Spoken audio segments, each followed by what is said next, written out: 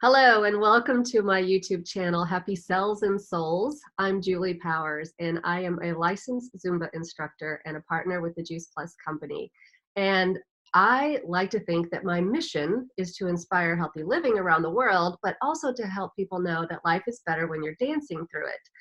My expanded mission is to create better health at the cellular level and more joy at the cellular level. And I really believe that our time here on earth is supposed to be happy and joyful. And I want people to live into that. We want them to have happy, healthy bodies so that, you only get one body while you're here on earth. So I want people to recognize that and take care of the bodies that they've been given. But I also want people to know that they can embrace their inner joy and happiness so that they have light and love to spill out into the world. And that brings us to the videos on this channel. I have had the honor and privilege of meeting some very remarkable people throughout my life. And I just want to have conversations with some of these people who offer amazing stories to the world. They have impacted the world in some way, in small ways, large ways. It doesn't matter what people's political views are, religious views are. It doesn't matter what backgrounds they come from or their cultures or whatever, because we can all learn from everyone and everyone has something to teach us. So today, I would like to learn from Kim Anderson. And Kim, you are one of my favorite people in the world, and you probably don't know that because we don't know each other very well personally, and I've only seen you from afar in all of the things that you've been doing, and it's because I'm such a fan of dance. And, as I said, I'm a Zumba instructor, but I don't do anything really well. I just do it with fun and, excitement and energy. You do really, really well at what you do. And that is that you have been a dance instructor for so many years, and you have impacted, I don't even know how many thousands of children and young adults over the years that have been able to take part of that dance family. And so I would just like to sort of pick your brain today. And I know that this is your favorite thing in the world to do, is to be on a video.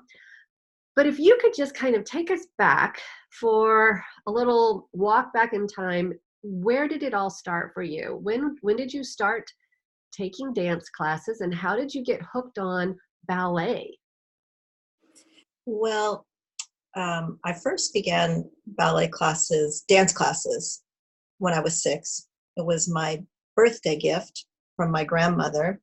She was a very formidable woman in my life. She was an artist. She played the piano. She painted. And she wanted me to be exposed to the arts. And so for my 6th birthday, she enrolled me in the local dancing school. I grew up in Kirkwood, and I was enrolled in Rap's dance studio in Kirkwood.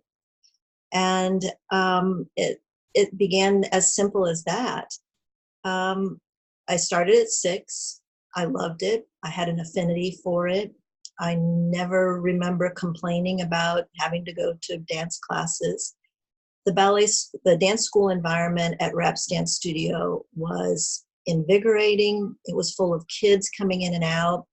It had a wonderful large staff of numerous teachers who taught different styles of dance. And it was a broad curriculum in that there was ballet, jazz, tap, tumbling, focus on theatrical dance. My dance instructor at the time, when I first began at 6, happened to be a young woman named Sandy Bean. And she had just returned to Rap's dance studio, her home, from her gig on the Jackie Gleason show as one of the dancers on the Jackie Gleason show, which any of you who have memories of the 60s would remember those dancers. And the owner of the dancing school, she had a history in musical theater, especially spending many years at the Muni Opera. So I loved all those aspects of the dance training. And by the time I was 8 years old, I was auditioning for Muni Opera and was one lucky girl, my first audition to be casted in Wizard of Oz in the summer of '68.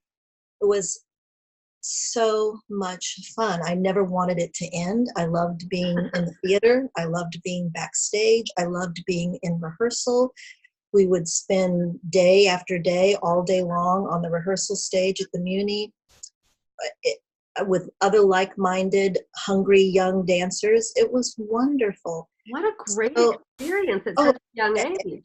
it was. And I think back, and I was only 8 years old, and that's so young. But, it's not that I was any more talented than any other dancer. I think it was just my destiny to have that opportunity to build on that. So, What you just said was it was your destiny, and I believe that to be true, is that each of us is born into this world with a purpose, and whether or not we recognize what that purpose is yet to be seen for most people. But obviously you had that opportunity to be put into the right place at the right time for it to ignite that in you. That's yes, amazing. it is. And I believe that as well. And I reflect back on that opportunity, and it really helped to cultivate my love of musical theater. But as I continued dancing through the years, I found myself leaning more and more into classical ballet. And by the time I was 14, I knew that in order to grow in the classical ballet environment that I had the burning desire to, I really needed to find a new school. And I left Raps Dance Studio in Kirkwood when I was 14, and it was extremely painful. And so many times when I have students now who have to make changes in their lives, I'm very sympathetic because I never wanted to hurt my teacher at Raps Dance Studio. I wanted them to know that I owed them everything, that they had cultivated my interest and my technique to advance to where I could have choices.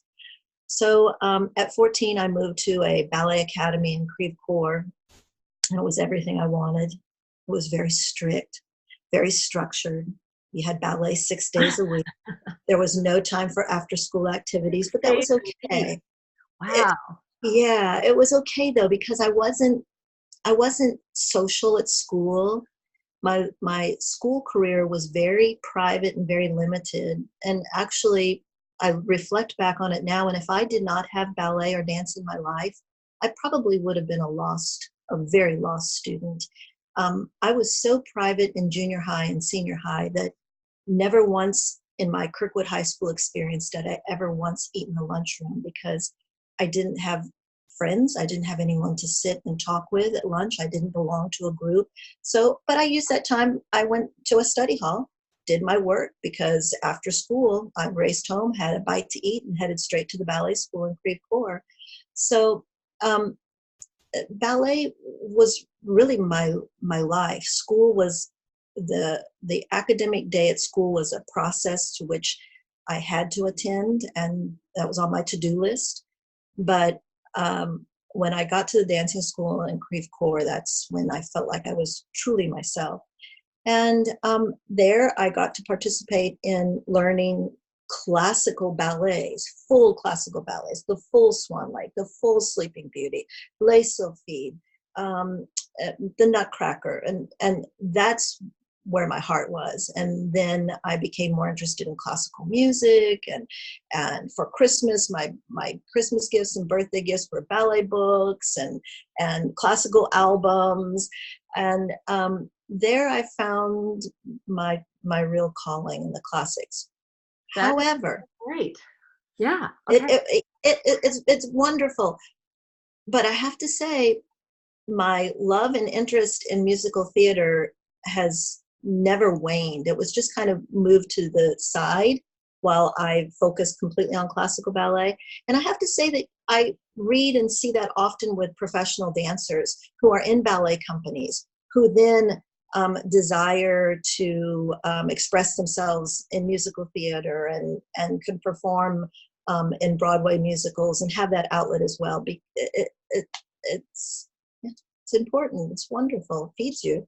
Well, I think it's great to be, actually to just have that experience, to have all those options open to you at such a young age, of course, but you knew that that was where you were supposed to be. And kind of breaks my heart that you were so isolated in high school and junior high. But now, looking back, of course, it all makes sense because you needed to Yeah. sort of embody that ballet dancer. And then, I started taking dance when I was 4, and I took ballet and tap. And I was never a tap dancer. That was never my thing. But I loved ballet, and I was so disappointed that I couldn't do point shoes because my arches flat, just awful. They weren't the beautiful, get on your toes and hold your body up. I couldn't hold myself up. Yeah. So I kind of just had to give it up. And I felt like I had to give it up because I couldn't go to that next level. And so that was the end. My senior year in high school was my last year of actual taking, ballet classes. But Yeah. but then I took like some modern dance classes in college. But then when I ended up moving back, to our hometown here, and I saw that there was such a thriving dance community where you were like leading the way in teaching all of these kids. What year was it that you founded Ballet Art Center? Well, actually, it was in 1979. I graduated from high school in in the spring of 78, and my goal was New York or bust. And I reflect back on the foolishness of that now, of course, but at the time that was it, New York or bust. And I had my eyes on a big ballet company, and I went to New York to live with a girlfriend and see if I could make it into some ballet company. As soon as I got there, literally as soon as I got there, I knew I was in the wrong place at the wrong time. And I had been to New York the summer before and loved it and couldn't wait to return. I had done a summer program in New York and loved the city, loved my independence, loved the energy, loved all the artistic opportunities. But when I moved there, I was overwhelmed with the logistics of how am I going to support myself? I've got to find a job. I'm living in this one room apartment infested with roaches. Uh, This sounds, is sounds pleasant. Oh, it was my girlfriend. She said these shoes I keep them laying around in strategic places in the room, and when you see a roach, you just have to hit it. Um, but that was just only a minor aspect of it. There was that deep knowing. There have been several times in my life when I've had that connection to an inner voice, a higher voice, and in that same week, I turned around and came home. And it was painful to come home because I was disappointed in myself. I didn't know where to go or what to do, what was going to happen to me because I was not academically inclined. My focus had been completely in performing arts. I came home to family and friends who chastised me for not giving it a try. You should have stayed longer. But I knew, Julie, I just knew I was in the wrong place at the wrong time. So a year Well, later, what? I think that's very admirable that you recognize that and you didn't just stick it out because other people expected you to. You knew it and you said, this is not for me and I'm going to go figure out what is. That's really I, admirable. well, thank you. Well, thank you for saying that. It was a tough time.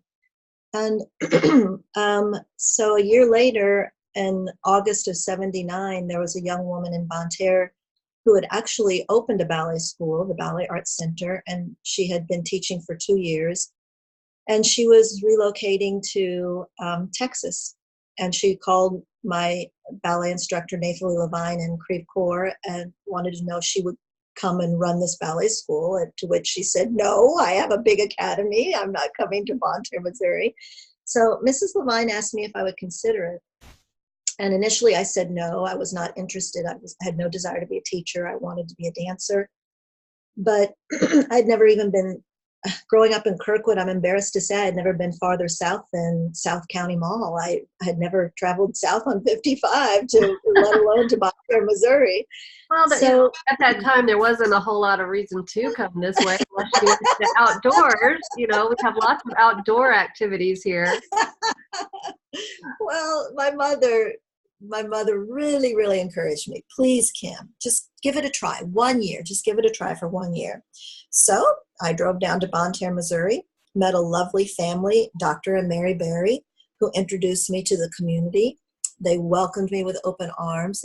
And the community was enchanting. Bonne Terre was everything I thought a small town should be in the Midwest. And I was hooked. I came in and started teaching. And I was 19 years old. Thank heavens I had Mrs. Levine in my corner. I would call her and ask her advice on teaching students the jeté, or at what level do I start working on pirouettes. And she mentored me for years through the process. And and from there, the ballet school grew. And shortly after that, in 1981, I wanted to start my students in the experience of the Nutcracker Ballet, which every ballet student should have the opportunity at least once in their life. So I founded the nonprofit organization, the Young People's Performing Arts Theater, which is housed in residence at the Ballet Arts Center, but it's really a community organization with a board of directors and volunteers. And we put on our very first Nutcracker in December of 1981. And from then, we've grown and grown in our Christmas productions. So I was in Bonne Terre with the Ballet Arts Center for, I'm embarrassed to say, I don't recall the exact how many years, maybe about 25 years. And David Braun was a dance dad, and he was opening the building in Farmington called the Factory. And he approached me about being an anchor tenant for him. Well, in the ballet school business, you need a lot of square footage. Right. And it's really expensive to pay for that square footage. And he very, very generously made it, made the process so that I could afford space in the factory. He basically gave me square footage. That's what I guess I'm trying to say. So that I would come to Farmington. And at first I wasn't sure if I wanted to do that after so many years in Bonne Terre. But the reality was, for all of my students in Bonne Terre, 2 out of 3 were commuting from Farmington to Bonne Terre for ballet classes. So the majority of my student population was actually Farmington based. So it made sense to move to Farmington. I moved to the Factory building, and then the ballet school continued to grow, and I was able to add staff, and I've had teachers with me now. Nancy Sylvie and Dawn Fimler have been with me since 2002. They've been with me for a long time now teaching, and I've had the opportunity to incorporate other students who have grown into young women who have worked with me. And then ideally, obviously, my own daughter, Maggie, who grew up under my tutelage and then went to St. Louis and danced in St. Louis Ballet and studied there and had the opportunity to dance on a cruise ship.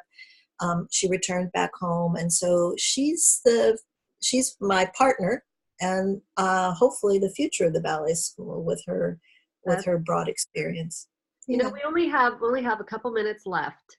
Time flies when we get involved in these conversations. Yeah, I feel like I've probably talked too much.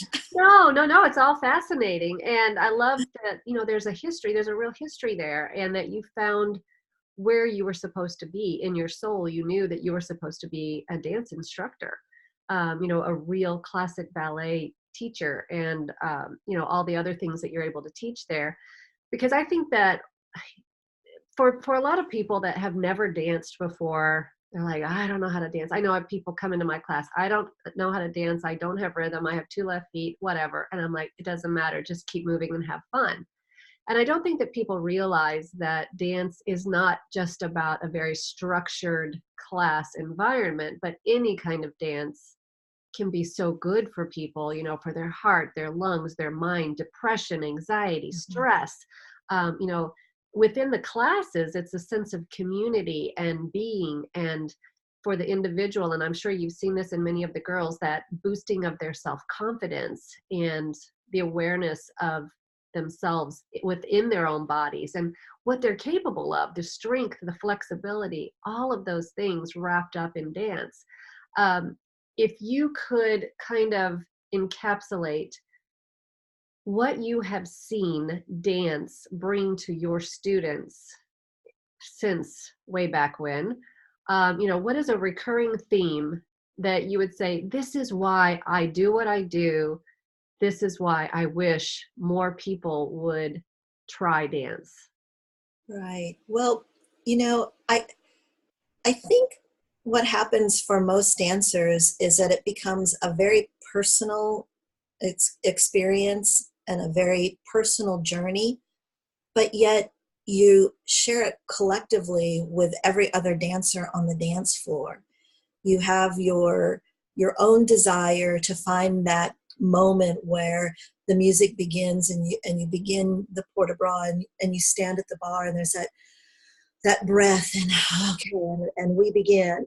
Right. And then there's that challenge of I need to nail that double pirouette. I've been working on my double pirouette, and then the sense of camaraderie and family that we are able to encourage our fellow dancers on the dance floor, and then that camaraderie bleeds out into their social lives, and they end up having social experiences together, and then cultivate lifelong friendships. Many friendships are forged at the ballet bar. Right. And, a dancer isn't going to change the world with great policy or great scientific exploration, but a dancer is going to change their life, and their energy then connects to the people around them, and in effect connects to the community around them. And there's something intrinsically beautiful. It's not tangible, you can't articulate it, but you feel it and you know it. Right. And every dance school environment that you are participating in, there's a sense of joy and abandonment. Even though you're in a structured environment holding that Right. position, Right. there's it's very joyful. And even though it's disciplined, and I think people are afraid of ballet because of the discipline, there's great beauty and comfort in that discipline. It Oh, absolutely. And I will say this, I took ballet for so long that when I found Zumba, which is vastly different than ballet, I couldn't move my hips for 3 months. I did Zumba as a classical ballet dancer because my brain was so trained that way. And so to like you said, let go and be able to embrace some other forms of dance was a challenge, but it has been very freeing for me. And so I know that a lot of the girls and the boys that, both, that learn from you and your instructors, they're able to find that perfect balance between that discipline and structure and the freedom that dance allows. And what you were saying is a dancer is not going to change policy. I think that the world right now has so much darkness and negativity in it that it is up to us as individuals to bring as much light into the world as possible, because the only thing that can drive out darkness is light. You don't walk into a room that is lit up and look for a dark switch to turn on. You have to turn on the light. And I think that dance allows people to bring that light up from their souls and just let it out. And as the dancer and the people watching, and it's a shared experience. And I thank you for bringing dance to all of these thousands of people that have been through your studio over the years, and all of the community people that have been involved with your, as a group effort, of course, with the other productions, the Christmas shows and the Nutcrackers. But thank you so much for just spending a little bit of time with me today Thank and you. sharing your story. Thank Thank you so you. much. You're very kind. Thank you. Thank you.